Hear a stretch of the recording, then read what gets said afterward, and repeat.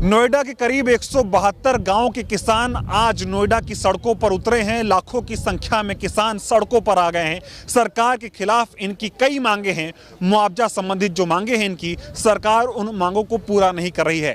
ये जो किसान हैं जो आंदोलन करने को मजबूर हो गए हैं, सड़कों पर आने को मजबूर हो गए हैं, इनकी लड़ाई करीब 30 से 35 साल पुरानी है और करीब 35 से 40 साल से ये लोग एक ही मांग को लेकर प्रदर्शन कर रहे हैं, लेकिन सरकार इनकी सुनवाई नहीं कर रही है। लिहाजा अभी सड़कों पर आ गए हैं। ये प्रदर्शन आज सुबह 10 बजे से चल रहा है। तस्वीरें मैं आपको दिखा देता हूं। अभी मैं नोएडा एक्सप्रेसवे पर मौजूद हूं। ये मैं आपको तस्वीर दिखाऊंगा। आप देख सकते हैं ये जो नोएडा एक्सप्रेसवे है, इसी रोड से जो नोएडा के लोग हैं वो दिल्ली से जुड़ते हैं। और तस्वीरें दिखा देता हूं किस तरह से यहाँ पर आपको कंटेनर दिखाई देंगे, क्रेन दिखाई देगी और पुलिस के तमाम बड़े अधिकारी और तमाम जो गाड़ियां हैं, वाटर कंटेनर हैं, वो खड़े किए गए हैं। और ये पूरा रास्ता जो है ब्लॉक हो गया है। आपको याद होगा जब किसान आंदोलन हुआ था तब भी कुछ इस तरह से कई जो बॉर्डर हैं जो दिल्ली से जुड़ते हैं उनको भी ब्लॉक किया गया था, जिसके चलते लोगों को कई तरह की परेशानियों का सामना करना पड़ा था। अब मैं आपको बोर्ड दिखाऊंगा। आप देख सकते हैं कि मयूर विहार, गाजियाबाद, सेक्टर 18 और दिल्ली को ये रास्ता जाता है। सोच सकते हैं कि कितनी लोगों को परेशानियां हो रही होंगी, क्योंकि ये जो रास्ता है ये डीएनडी मतलब नोएडा से डीएनडी को जोड़ता है।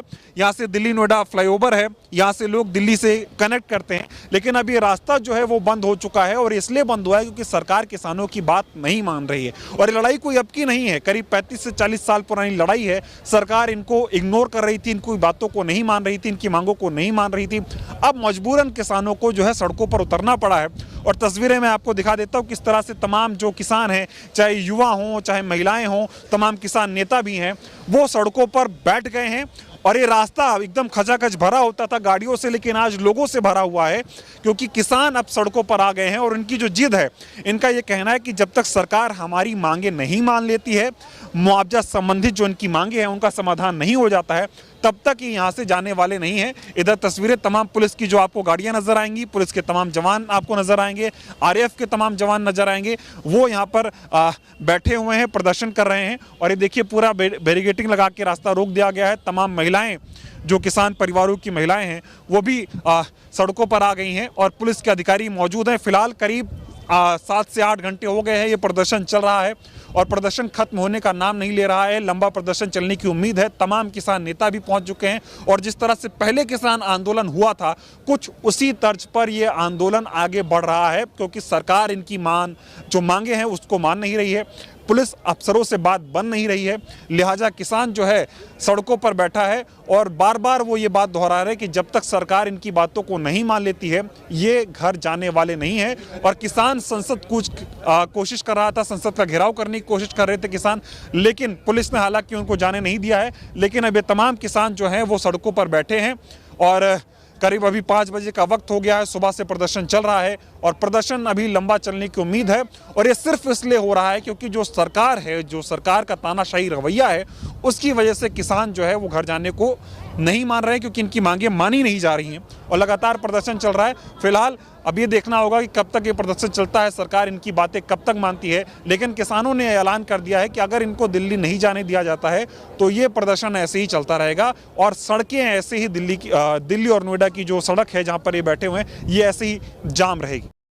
इंसान की क्या प्रॉब्लम है, कोई एज ए लीडर को समझता नहीं है।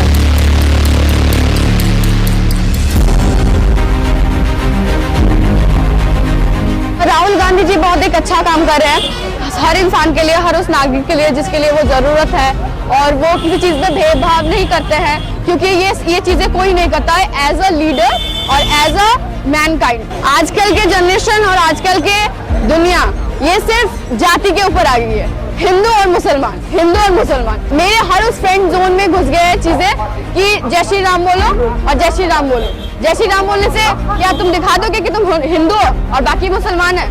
इससे नहीं होता है, इससे दुनिया थोड़ी ना चलेगी। उस स्टेटमेंट को हर इंसान यूज कर रहा है एज अ गलत वे।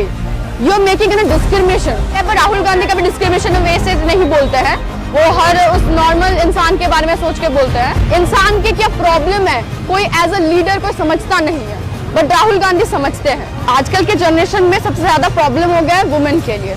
वुमेन के लिए ये प्रॉब्लम हो गया कि रात को निकल नहीं सकते। मैं ये जो आप जहाँ पे खड़े हैं, यहाँ से मैं 16 किलोमीटर मेरा स्कूल है, क्योंकि ट्रैवल करके जाना पड़ता है। ट्यूशन पढ़ने मुझे 16 किलोमीटर जाना पड़ता है।